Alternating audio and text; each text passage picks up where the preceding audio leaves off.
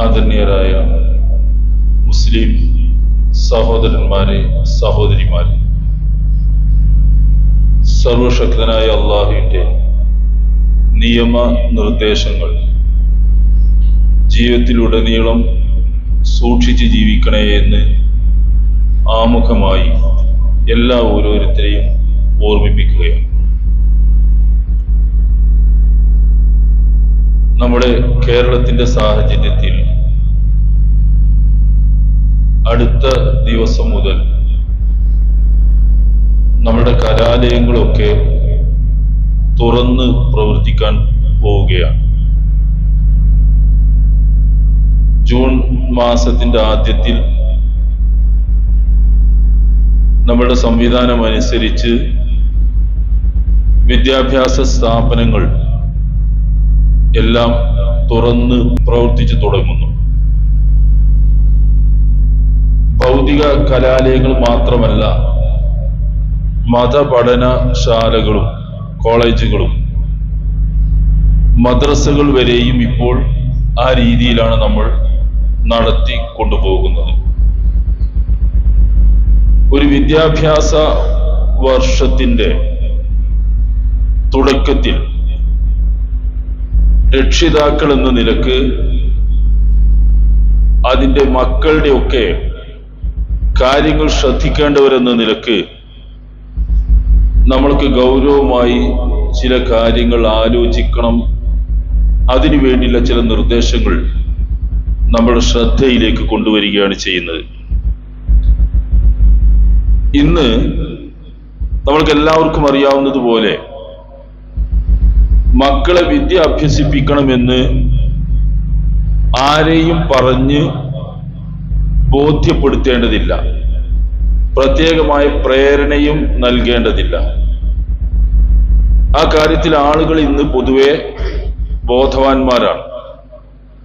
രക്ഷിതാക്കൾ മാത്രമല്ല, നമ്മുടെ മക്കളൊക്കെ തന്നെയും നമ്മളെക്കാളേറെ ഏതെങ്കിലും തരത്തിലുള്ള വിദ്യ അഭ്യസിക്കണം എന്നതിൽ തൽപരരുമാണ്, ബോധവാന്മാരുമാണ്.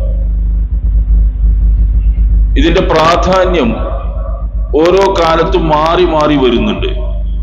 ഇപ്പോൾ നമ്മുടെ മക്കളൊക്കെ നാട്ടിൽ പഠിക്കുന്നതിലേറെ വിദേശ രാജ്യങ്ങൾ എവിടെയെങ്കിലും ഒക്കെ എങ്ങനെയെങ്കിലും എത്തിച്ചേർന്ന് അവിടെ പോയി പഠിക്കണം എന്നത് അങ്ങനെ ഒരു പ്രവണത വളർന്നു കഴിഞ്ഞിട്ടുണ്ട്. ഇപ്പോൾ നാട്ടിലൊക്കെ ഉണ്ട് ആ അവസ്ഥ. ഏതെങ്കിലും വിദേശ രാജ്യങ്ങളിൽ പോയി പഠിക്കണം, ഇവിടെ ഉള്ളതിനേക്കാൾ ഏറെ എന്തൊക്കെയോ സൗകര്യങ്ങൾ അവിടെ ഉണ്ട് എന്നുവെച്ചാൽ ആ രീതിയിലൊക്കെ ചിന്തിക്കുന്നുണ്ട്. ഈ സാമ്പത്തികമായി പിന്നിൽ നിൽക്കുന്ന രക്ഷിതാക്കൾ കനത്ത പലിശ ഒടുക്കിക്കൊണ്ടെങ്കിലും വലിയ ലോണുകളൊക്കെ എടുത്ത് മക്കളെ പഠിപ്പിക്കണം, എന്നാലും വേണ്ടില്ല പഠിപ്പിക്കണം എന്ന ഒരു ചിന്ത നമ്മുടെ ആളുകളുടെ ഇടയിൽ പൊതുവേ ഉണ്ട്. നമ്മളതെല്ലാവർക്കും സന്തോഷമുള്ള കാര്യമാണ്. എന്തായാലും ഒരു വിദ്യ നേടുകയാണല്ലോ എന്ന അവസ്ഥ ഇതിലുണ്ട്. ഇവിടെ നമ്മൾ തിരിച്ചറിയേണ്ട ഒന്ന് രണ്ട് കാര്യങ്ങളുണ്ട്. ഒന്ന്, മനുഷ്യന് ലൗകിക ജീവിതത്തിൽ, ഭൗതിക ജീവിതത്തിൽ മാന്യനായി ജീവിച്ചു പോകണമെങ്കിൽ ജീവിതവുമായി ബന്ധപ്പെട്ട വിജ്ഞാനങ്ങൾ മനുഷ്യൻ ആർജിക്കേണ്ടതുണ്ട്. ഇതെല്ലാവർക്കും അറിയുന്ന ഒരു സാമാന്യ ജ്ഞാനമാണ്.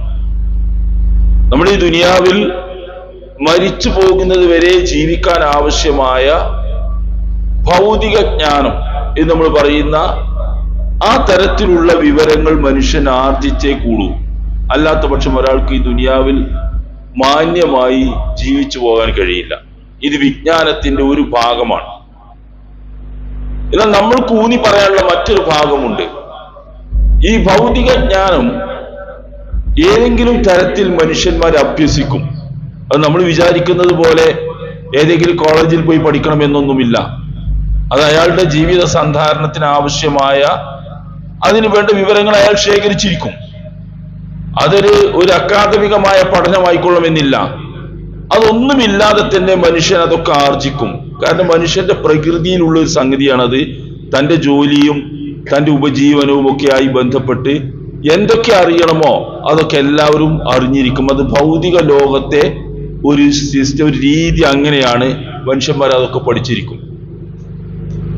രണ്ടാമതൊരു ഭാഗം, നമ്മളെ സംബന്ധിച്ച് ബാധിക്കുന്ന ഒരു ഭാഗം, ഈ ലൗകിക ജീവിതത്തിനപ്പുറം ഒരു ജീവിതമുണ്ട് നമ്മൾക്ക്, മരണാനന്തര ജീവിതം. ഖുർആൻ അതിനെപ്പറ്റി ഉപയോഗിക്കുന്നത് ലഹിയൽ ഹയവാൻ, അതാണ് യഥാർത്ഥ ജീവിതം എന്നാണ്. ജീവിതം എന്ന് പറയുന്നത് മരണത്തിനപ്പുറമുള്ള ജീവിതമാണ്. ഇത് താൽക്കാലികമായ ഒരു സംവിധാനം മാത്രമാണ് ലൗകിക ജീവിതം. ആ ഒരു ജീവിതം ഉറച്ചു വിശ്വസിക്കുന്നവരാണ് മുസ്ലിങ്ങളായ നമ്മൾ. അവിടെയാണ് നമ്മളുടെ ജീവിതത്തിന്റെ കൃത്യമായ ഫലങ്ങൾ അറിയുന്ന ലോകം. അവിടെ വിജയിക്കുക എന്നതാണ് നാം വിജയമായി കാണുന്നതും. അത്തരമൊരു ലോകത്ത് വിജയിക്കണമെങ്കിൽ ഈ ലൗകിക ജീവിതത്തിൽ തന്നെ, ഇഹലോക ജീവിതത്തിൽ തന്നെ അതിനു വേണ്ടിയുള്ള സന്നാഹങ്ങൾ ഒരുക്കേണ്ടതുണ്ട്. ഇത് വിജ്ഞാനത്തിന്റെ രണ്ടാമത്തെ ഒരു ഭാഗമാണ്. എന്ന് പറഞ്ഞാൽ ആ ലോകത്ത് വിജയിക്കാൻ ആവശ്യമായ വിവരങ്ങൾ, എന്തൊക്കെ ചെയ്യണമെന്നതിന് ആവശ്യമായ വിവരങ്ങൾ മനുഷ്യൻ നേടിയിരിക്കണം. ഇത് അനിവാര്യമായൊരു കാര്യമാണ്. ഈ വിവരം നേടാതിരുന്നാൽ നമ്മൾക്ക് ഇഹലോക ജീവിതത്തിലല്ല നഷ്ടം വരുന്നത്, മരണാനന്തര ജീവിതത്തിൽ കനത്ത നഷ്ടം സംഭവിക്കും. എന്നേക്കുമായി നരകത്തിൽ ആപതിക്കേണ്ടി വരും. അത്തരമൊരു വിവരത്തെ സംബന്ധിച്ച് നമ്മുടെ ആളുകൾ ബോധവാന്മാരാകണം. ഈ വിവരത്തെ സംബന്ധിച്ച് വിശുദ്ധ ഖുർആൻ പരാമർശിക്കുന്നുണ്ട്. നമ്മൾ സാധാരണ വിജ്ഞാനം എന്ന് പറഞ്ഞു തള്ളുന്നത് പോലെ എല്ലാം ഒരു വിവരമല്ല. രണ്ടായി തന്നെ മതം കാണുന്നുണ്ട്. ഭൗതിക ജ്ഞാനം ഒരു ജ്ഞാനം തന്നെയാണ്, അത് ജീവിക്കാൻ അനിവാര്യമായ ആവശ്യമുള്ള ഒരു സംഗതിയാണ്. കാലാകാലങ്ങൾ മനുഷ്യനത് പരിഷ്കരിച്ചിരിക്കും, ആർജിച്ചിരിക്കും. അത് നേടാനുള്ള വഴികളൊക്കെ മനുഷ്യൻ കണ്ടുപിടിക്കും. കാലാകാലങ്ങളിൽ അതിൽ പുരോഗതി വരും. എന്നാൽ രണ്ടാമത്തെ ഒരു ഭാഗമാണ് ദീനിയായ വിജ്ഞാനം എന്ന് പറയുന്നത്, മതപരമായ വിജ്ഞാനം. അതിനെ സംബന്ധിച്ച് വിശുദ്ധ ഖുർആൻ പറയുന്ന ഒരു വാക്ക് നോക്കൂ, ഒരു ആയത്ത് നോക്കൂ നിങ്ങൾ. ഒരു യുദ്ധവുമായി ബന്ധപ്പെട്ട് വന്ന ആയത്താണ്. ആ യുദ്ധവുമായി ബന്ധപ്പെട്ട വന്ന ആയത്തിലാണ് മതപഠനത്തെ സംബന്ധിച്ച് ഖുർആൻ പറയുന്നത്. യുദ്ധം നമ്മൾക്ക് എല്ലാവർക്കും അറിയാം, ഇസ്ലാമിന് വേണ്ടിയുള്ള യുദ്ധമാണ്. ജീവാർപ്പണം നടത്തുന്നതിന് വലിയ പുണ്യമാണ്. അങ്ങനെ ഒരു യുദ്ധത്തിന് പോകുന്നതിനെ പറ്റി പരാമർശിക്കുന്ന ആയത്തുകൾ ഇങ്ങനെ വരുന്ന കൂട്ടത്തിലാണ് സൂറത്ത് തൗബയിൽ അള്ളാഹു പറയുന്നത്, വമാ കാനൽ മുഅ്മിനൂന ലിയൻഫിറു കാഫ. വിശ്വാസികൾ ഒന്നടങ്കം യുദ്ധരംഗത്തേക്ക് പോകേണ്ടതില്ല. ഒരു സമൂഹം ഒന്നടങ്കം, അതിലെ ചെറുതും വലുതുമായ ആളുകളൊക്കെ എല്ലാവരും യുദ്ധരംഗത്തേക്ക് പോകേണ്ടതില്ല. എന്നിട്ട് പിന്നെ പറയുന്നത്, ഫലൗലാ നഫറ മിൻ കുല്ലി ഫിർഖത്തിൻ മിൻഹും ത്വായിഫത്തുൻ ലിയതഫഖഹു ഫിദ്ദീനി. അവരിൽ ഒരു വിഭാഗം ആളുകൾ മാറി നിൽക്കുക. എന്തിനു വേണ്ടി? ലിയതഫഖഹു ഫിദ്ദീനി, മതത്തിൽ വിജ്ഞാനമാർജിക്കാൻ വേണ്ടി. മതവിജ്ഞാനം ആർജിക്കാൻ വേണ്ടി ഒരു വിഭാഗം ആളുകൾ മാറി നിൽക്കണം. വലിയുൻദിറു ഖൗമഹും ഇദാ റജഉ ഇലൈഹിം. അതെന്തിനാണ്? ഈ യുദ്ധരംഗത്തേക്ക് പോയ ആളുകൾ തിരിച്ചു വരുമ്പോൾ ആ സമൂഹത്തിന് മുന്നറിയിപ്പ് നൽകാൻ ആവശ്യമായ മതപഠനം നടത്താൻ ഒരു വിഭാഗം ആളുകൾ മാറി നിൽക്കണം. ലഅല്ലഹും യഹ്ദറൂൻ. അങ്ങനെ ഒരു ശ്രമം നടത്തിയാൽ, അങ്ങനെ ഒരു ഉത്ബോധനം അവർക്ക് കിട്ടിയാൽ, അവർ ആ കാര്യത്തിൽ ജീവിതത്തെ സംബന്ധിച്ച് ജാഗ്രത പുലർത്തുന്നവരായി മാറുമെന്നാണ്. ഇത് ഖുർആന്റെ ഒരു ആയത്താണ്. ഇവിടെ പറഞ്ഞൊരു സംഗതി യതഫഖഹു ഫിദ്ദീനി, മതത്തിൽ വിജ്ഞാനം ആർജിക്കാൻ വേണ്ടി എന്നാണ്. മതവിജ്ഞാനം ആർജിക്കുക എന്നൊരു സംഗതി മതം നിർദ്ദേശിക്കുന്നുണ്ട്. എല്ലാവർക്കും യുദ്ധത്തിന് പോകാം, എല്ലാവർക്കും മതപഠനത്തിന് പോകാം, ഒക്കെ പോകാം. പക്ഷെ ഖുർആൻ നിർദ്ദേശിക്കുന്നത് ആ കായിക രംഗത്തും യുദ്ധരംഗത്തുമൊക്കെ, ആയോധന മേഖലയിലൊക്കെ കഴിവുള്ള ആളുകളാണ് അതിന് പോകേണ്ടത്. അവരതിന് മാറ്റി നിർത്താം, അവർക്ക് അതിന് പോകാം. എന്നാൽ ആ ആളുകൾ തിരിച്ചു വരുമ്പോൾ അവർക്ക് ഉത്ബോധനം ലഭിക്കേണ്ടത്, മതപരമായ വിജ്ഞാനം ലഭിക്കേണ്ടതുണ്ട്. അതിനൊരു വിഭാഗം ആളുകൾ മതം ഇരുന്ന് പഠിച്ചേ പറ്റൂ എന്നാണ്. യതഫഖഹു ഫിദ്ദീനി, മതത്തിൽ വിജ്ഞാനം ആർജിച്ചേ പറ്റൂ എന്നാണ്. അപ്പൊ നിർബന്ധമായും ഒരു വിഭാഗം ആളുകൾ മതപഠനം അഭ്യസിക്കേണ്ടതുണ്ട് എന്നാണ് ഖുർആൻ പറയുന്നത്. ബാക്കിയുള്ള ആളുകൾക്കോ ഈ അഭ്യാസം ഇതേ രീതിയിൽ ആവശ്യമില്ല. ഇതിനർത്ഥം രണ്ട് രീതിയിൽ മതജ്ഞാനം നമ്മൾ നേടണമെന്നാണ്. ഒന്ന്, ആധികാരികമായി മതവിവരങ്ങൾ പറഞ്ഞു കൊടുക്കാനും പഠിപ്പിച്ചു കൊടുക്കാനും കഴിയുന്ന പണ്ഡിതന്മാർ ഉണ്ടാകണമെന്നാണ് ഖുർആൻ പറയുന്നത്.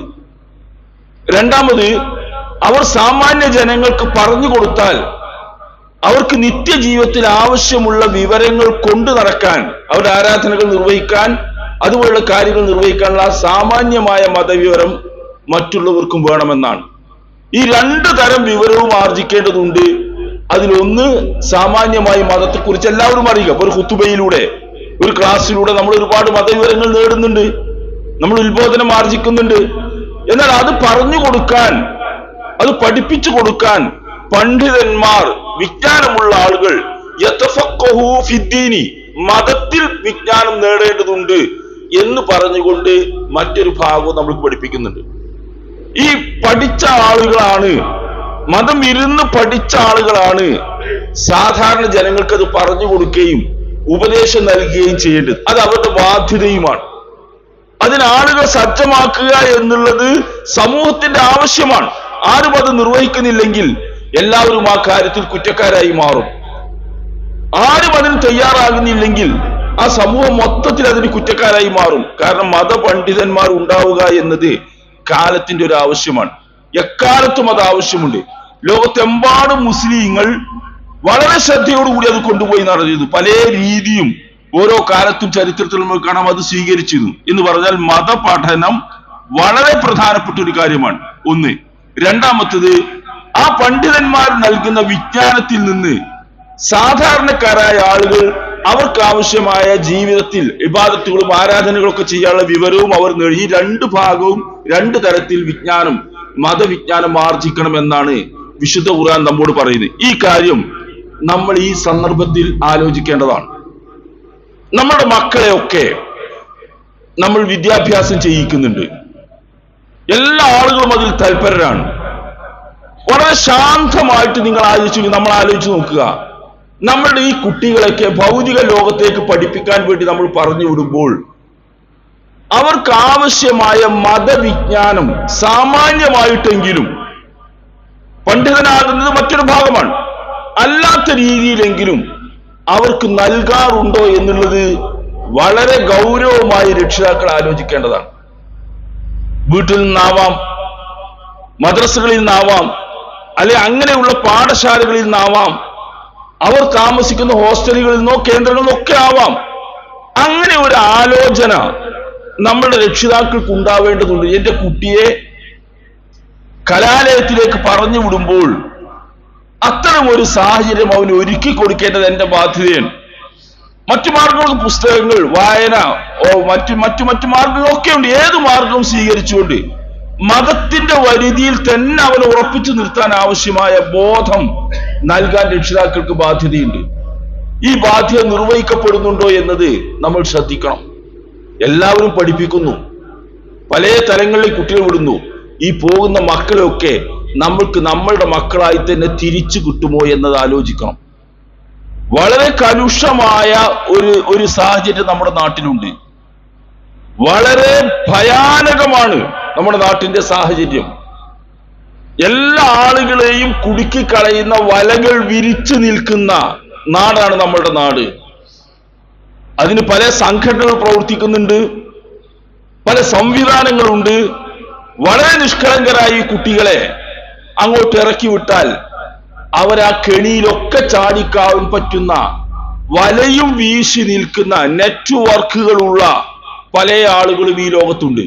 അതിലേക്കാണ് നമ്മുടെ കുട്ടികളൊക്കെ ഈയാമ്പാറ്റുകളെ പോയി ചാടി വീഴുന്നത്. അവർ വീണാൽ കയ്യിൽ ഒതുക്കി കിട്ടിയാൽ അവർക്ക് എന്തുമാകാം, ഈ യുവത്വത്തെ എന്തും ചെയ്യാം. അങ്ങനെ ഒരു സാഹചര്യം നമ്മുടെ നാട്ടിലുള്ളതുകൊണ്ട് നമ്മൾക്ക് പരിമിതികൾ ഉണ്ടെങ്കിലും നമ്മളൊരു ജാഗ്രത അതിൽ സൂക്ഷിക്കണം. എന്റെ മക്കളെ ഒക്കെ എനിക്ക് തന്നെ തിരിച്ചു കിട്ടണം, നമ്മുടെ ആദർശത്തിൽ തന്നെ നിർത്തണം, മതത്വബോധത്തോടു കൂടി വളരണം എന്ന ഒരു ജാഗ്രത നമ്മുടെ ആളുകൾ ശ്രദ്ധിക്കാതിരുന്നാൽ വളരെ അപകടകരമായ ഒരു അവസ്ഥയിലേക്ക് നമ്മുടെ അടുത്ത തലമുറ മാറിപ്പോകും. ഇത് ഈ വിദ്യാഭ്യാസ വർഷാരംഭം നടക്കുമ്പോൾ നമ്മൾ ശ്രദ്ധിക്കേണ്ടതാണ്. വിശുദ്ധ ഖുർആന്റെ ഒരു ആയത്ത് പലപ്പോഴും നമ്മൾ കേൾക്കുന്ന യാ അയ്യുഹല്ലദീന ആമനൂ ഖൂ അൻഫുസകും വഅഹ്ലീകും നാറാ. വിശ്വാസികളെ, നമ്മൾ സംബോധന ചെയ്തുകൊണ്ട് അല്ലാഹു ഒരു വിശ്വാസികളെ, ഖൂ അൻഫുസകും വഅഹ്ലീകും നാറാ, നിങ്ങൾ നിങ്ങളെയും നിങ്ങളുടെ കുടുംബത്തെ, വീട്ടിലെ അംഗങ്ങളെയും നരകത്തിൽ നിന്ന് സൂക്ഷിക്കണം. നമ്മൾ സ്വന്തം നമ്മളുടെ കാര്യം നമ്മൾ നോക്കേണ്ടത് തന്നെയാണ്. പക്ഷെ അതിന്റെ കൂടെ നമ്മുടെ ഒരു ബാധ്യതയായിട്ട് പറയുന്നത് വഅഹ്ലീകും, നിങ്ങളുടെ കുടുംബത്തെയും നിങ്ങൾ സംരക്ഷിക്കണം. വഖൂദുഹന്നാസു വൽ ഹിജാറ, നരകം എന്ന് പറയുന്നത് വിശദീകരിക്കുന്നു. വഖൂദുഹന്നാസു വൽ ഹിജാറ, മനുഷ്യരും കല്ലുമാണ് അതിലെ ഇന്ധനം. കത്തിക്കാൻ ഉപയോഗിക്കുന്ന വസ്തു മനുഷ്യരും കല്ലുമാണ്. അങ്ങനെ മനുഷ്യനെ കത്തിക്കുന്ന, കല്ല് കത്തിച്ച് ചൂടാക്കുന്ന ആ നരകത്തിലേക്ക് നിങ്ങൾ പോവാതിരിക്കാൻ ശ്രദ്ധിക്കണം. നിങ്ങളുടെ കുടുംബാംഗങ്ങളും പോകാതിരിക്കാൻ നിങ്ങൾ ശ്രദ്ധിക്കണം. ഒരു ബാധ്യതയായിട്ടാണ് ഇത് പറയുന്നത്. വഖൂദുഹന്നാസു വൽ ഹിജാറ അലൈഹാ മലായികത്തുൻ ഗിലാമുൻ ശിദാദുൻ ലാ യഅ്സൂനല്ലാഹു മാ അമറഹും. ആ നരകത്തിന് കാവൽക്കാരായ മലക്കുകളുണ്ട്. ഗിലാമുൻ ശിദാദുൻ, പരുഷ സ്വഭാവികളും കഠിന ഹൃദയരുമാണ് അവര്, ആ മലക്കുകൾ. ലാ യഅ്സൂനല്ലാഹു മാ അമറഹും, അള്ളാഹു എന്ത് കൽപ്പിച്ചാലും അതിനെതിരെ അവർ ചെയ്യില്ല. എന്താണോ കൽപ്പിച്ചത് അത് അവർ ചെയ്യുകയും ചെയ്യും. ആ തരത്തിലുള്ള പരുക്കൻ സ്വഭാവമുള്ള മലക്കുകൾ കാവൽ നിൽക്കുന്ന, മനുഷ്യനും കല്ലുമൊക്കെ ഇന്ധനമായി കത്തിക്കുന്ന നരകത്തിലേക്ക് പോകുന്നതിന്റെ കാര്യത്തിൽ നിങ്ങൾ സ്വന്തം കാര്യം നോക്കണം, വീട്ടുകാരുടെ കാര്യം ശ്രദ്ധിക്കണം എന്നാണ്. എങ്ങനെ വീട്ടുകാരെ നമ്മൾ ശ്രദ്ധിക്കുക? നമ്മൾ കഴിയാവുന്ന മതം അവർക്ക് പറഞ്ഞു കൊടുക്കണം. മതം അവരെ അഭ്യസിപ്പിക്കണം, പഠിപ്പിക്കണം. അതിനുള്ള സാഹചര്യം വീട്ടിനകത്ത് വേണം. നമ്മുടെ വീട്ടിനകത്ത് ഒരു മതാന്തരീക്ഷം നിലനിൽക്കണം. നമ്മളെപ്പോഴും ഖുർആൻ ക്ലാസ് എടുക്കണം എന്നല്ല പറയും. നമ്മുടെ വീട്ടിനകത്ത് വളരുന്ന കുഞ്ഞുങ്ങൾക്ക് നമ്മുടെ വീട്ടിന്റെ അന്തരീക്ഷത്തിൽ നിന്ന് തന്നെ ഒരു മതബോധം ലഭിക്കേണ്ടതുണ്ട്. അത് കിട്ടിയാൽ അത് കാണാം നിങ്ങൾക്ക് അവരുടെ ജീവിതത്തിൽ അലേങ്ങളും. നമ്മൾ കാണാറുണ്ട്, ഈ മതാഭ്യാസമൊന്നും നടത്താത്ത, പഠനമൊന്നും നടത്താത്ത ആർട്സ് ആൻഡ് സയൻസ് കോളേജുകളൊക്കെ നമ്മുടെ നാട്ടിൽ നമ്മുടെ മക്കൾ പോകുന്നുണ്ടല്ലോ. ആ കോളേജിൽ നിന്നൊക്കെ പുറത്തിറങ്ങുന്ന വിധി എല്ലാവരും മോശക്കാരല്ല. അവിടെ മുഖമക്കര ധരിക്കുന്ന, മാന്യമായിട്ട് ധരിക്കുന്ന കുട്ടികളുണ്ട്. ഇസ്ലാമിക ചിട്ടയിൽ ജീവിക്കുന്നവരുണ്ട്. ബാങ്ക് വിളിച്ചാൽ അവിടെയുള്ള ക്യാമ്പസിലുള്ള പള്ളികളിൽ പോയി നമസ്കരിക്കുന്നവരുണ്ട്, നോമ്പെടുക്കുന്നവരുണ്ട്. എവിടെ നിന്നാണ് അവർക്ക് ഈ വിദ്യാഭ്യാസം കിട്ടിയത്? ആ കോളേജിൽ അതൊന്നും പഠിപ്പിക്കുന്നില്ല. അവിടുത്തെ അധ്യാപകർ ആരും അവരെ പഠിപ്പിക്കുന്നില്ല. അവർക്ക് മറ്റു വിഷയങ്ങൾ, ഭൗതിക ജ്ഞാനങ്ങളാണ് നൽകുന്നത്. പിന്നെ എവിടെ നിന്നാണ് ഇവർക്ക് ഈ കാര്യങ്ങൾ കിട്ടുന്നത്? അത് അവർ വളർന്ന വീട്ടിന്റെ അന്തരീക്ഷത്തിൽ നിന്ന്, അവരുടെ മാതാപിതാക്കളിൽ നിന്ന്, വീട്ടിന്റെ അകത്ത് നിന്ന് അവർ ചെറുപ്പത്തിൽ പഠിച്ചു പോയതാണ്. ആ പഠനം നമ്മുടെ വീട്ടിൽ നടക്കേണ്ടതുണ്ട്. വീട്ടിനകത്ത് നമ്മുടെ ഗാർഹിക അന്തരീക്ഷം, വീട്ടിനകത്തെ അന്തരീക്ഷം മതപരമായിരിക്കണം. ആ മതപരമാക്കി മാറ്റിക്കഴിഞ്ഞാൽ നമ്മൾക്ക് നമ്മുടെ കുട്ടികളെ ഏതാണ്ടൊക്കെ ഒരു സാമാന്യ ജ്ഞാനമുള്ളവരായിട്ട്, വിവരമുള്ളവരായിട്ട് നിലനിർത്തി കൊണ്ടുപോകാൻ കഴിയും. അത് വളരെ പ്രധാനമാണ്. നബി സല്ലല്ലാഹു അലൈഹി വസല്ലം പറഞ്ഞു, ഇദാ മാത്തൽ ഇൻസാൻ ഇൻഖതാ അൻഹു അമലുഹു ഇല്ലാ മിൻ സലാസിൻ. ഒരു മനുഷ്യൻ മരിച്ചു കഴിഞ്ഞാൽ അയാളുടെ പ്രവർത്തന ലോകം അവസാനിച്ചു കഴിഞ്ഞു. മരിക്കുന്നവരെ ഒരാൾക്ക് പ്രവർത്തിക്കാൻ കഴിയുള്ളൂ, പിന്നെ പ്രതിഫലം അനുഭവിക്കുന്ന ലോകമാണ്. പക്ഷെ 3 കാര്യങ്ങൾ മരിച്ചാലും ബാക്കിയാവും ദുനിയാവിൽ. ഏതൊരാളും മരിച്ചാലും പിന്നെയും ബാക്കിയാവുന്ന 3 പ്രവർത്തനങ്ങൾ. ഒന്ന്, സദഖത്തുൻ ജാരിയ, സ്ഥായിയായി നിലനിൽക്കുന്ന സദഖ, ധർമ്മം, വഖഫ് പോലെയുള്ള കാര്യങ്ങൾ. അത് മരിച്ചാലും ഇവിടെ നിലനിൽക്കും. അതിന്റെ പുണ്യം അയാൾക്ക് പരലോകത്തേക്ക്, ഖബറിലേക്ക് വന്നുകൊണ്ടിരിക്കും. രണ്ടാമത്തത് വഇൽമുൻ യുന്തഫഉ ബിഹി, ഉപകാരപ്പെടുന്ന വിജ്ഞാനം. ഒരു തലമുറക്ക്, ഒരു വ്യക്തിക്ക്, ഒരു കുടുംബത്തിന് ആർക്കെങ്കിലും വിജ്ഞാനം പകർന്നു കൊടുത്തിട്ടുണ്ടെങ്കിൽ, ഉപകാരപ്രദമായ വിജ്ഞാനം പകർന്നു കൊടുത്തിട്ടുണ്ടെങ്കിൽ അത് അയാൾ ഉപയോഗിക്കും. ആ പറഞ്ഞു കൊടുത്ത ആൾക്ക് അതിന്റെ പുണ്യം ലഭിക്കും. തലമുറകളോളം ആ വിജ്ഞാനം പകർന്നു പോകുമ്പോഴൊക്കെയും ആ പഠിപ്പിച്ചു കൊടുത്ത ഉസ്താദിന്, പഠിപ്പിച്ചു കൊടുത്ത ആൾക്ക് അതിന്റെ പുണ്യം ലഭിക്കും. നോക്കൂ, മരണാനന്തരവും നമ്മൾ പകർന്നു കൊടുക്കുന്ന പാഠങ്ങൾ ഈ ഭൂമിയിൽ നിലനിൽക്കുന്നു. അതിന്റെ ഉപകാരം അത് പകർന്നു കൊടുത്ത ആൾക്ക് പിന്നെയും പിന്നെയും ലഭിച്ചുകൊണ്ടിരിക്കുന്നു. മരിച്ചാൽ ലഭിക്കുന്ന പുണ്യമാണത്. മൂന്നാമത് പറഞ്ഞത് ഔ വലദിൻ സ്വാലിഹിൻ യദ്ഉ ലഹു, മാതാപിതാക്കൾക്ക് വേണ്ടി പ്രാർത്ഥിക്കുന്ന മക്കൾ. ആ മക്കൾ തന്റെ ജീവിതകാലശേഷം, മരണശേഷം ഭൂമിയിൽ അവശേഷിക്കുന്ന തന്റെ സമ്പാദ്യമാണ്. അൽ വലദു മിൻ കസ്ബി അബീഹി, റസൂൽ പറഞ്ഞത് മക്കൾ മാതാപിതാക്കളുടെ സമ്പാദ്യമാണ് എന്നാണ്. ആ സമ്പാദ്യം വിട്ടേച്ചു കൊണ്ട് പോകണമെന്നാണ്. എങ്ങനെയുള്ള സമ്പാദ്യം? മാതാപിതാക്കൾക്ക് വേണ്ടി പ്രാർത്ഥിക്കുന്ന ആ പ്രാർത്ഥന പ്രത്യേകം പരിഗണിക്കും. മാതാപിതാക്കൾക്ക് വേണ്ടി മക്കൾ നടത്തുന്ന പ്രാർത്ഥന പ്രത്യേകം പരിഗണിക്കും. അങ്ങനെ തോന്നുന്ന ആ മനസ്ഥിതിയുള്ള മക്കളെ ഉണ്ടാക്കി വിടണമെന്നാണ്. ഇതൊക്കെ നമ്മളെ ബോധ്യപ്പെടുത്തുന്ന ഒരു കാര്യം. നമ്മുടെ കലാലയങ്ങൾ തുറക്കുന്ന ഈ സാഹചര്യത്തിൽ അവിടെയൊക്കെ നമ്മുടെ മക്കൾ ദീൻ കൊണ്ടു നടക്കുന്നുണ്ടോ, മതം കൊണ്ടു നടക്കുന്നുണ്ടോ ജീവിതത്തിൽ? ഒന്ന് ചോദിക്കുക. നമസ്കരിച്ചോ? എന്താ ഇങ്ങനെ വേഷം കെട്ടി നടക്കുന്നത് എന്നൊന്ന് അന്വേഷിക്കുക. ബാപ്പയും ഉമ്മയും ഒക്കെ അവരുടെ അധികാരം ഉപയോഗിച്ച് എല്ലാം സാധിക്കില്ല, എന്നാലും ഒരു അന്വേഷണം ചെന്നാൽ കാലം കഴിയുമ്പോഴെങ്കിലും എന്റെ ബാപ്പ ഇങ്ങനെ ചോദിച്ചിരുന്നു, പറഞ്ഞിരുന്നു എന്നൊരു ബോധം, വിവേകം വരുന്ന കാലത്തൊക്കെ വരും. തിരിച്ചു വരാനെങ്കിലും അത് പ്രേരകമാകും. അതൊക്കെ വെച്ചുകൊണ്ട് ഈ കലാലയങ്ങളൊക്കെ തുറക്കുന്ന ഈ സമയത്ത് നമ്മൾ ഈ കാര്യം ഒന്ന് ആലോചിച്ച് നോക്കുക, ഗൗരവമായി കാണുക. അള്ളാഹു സഹായിക്കുമാറാവട്ടെ.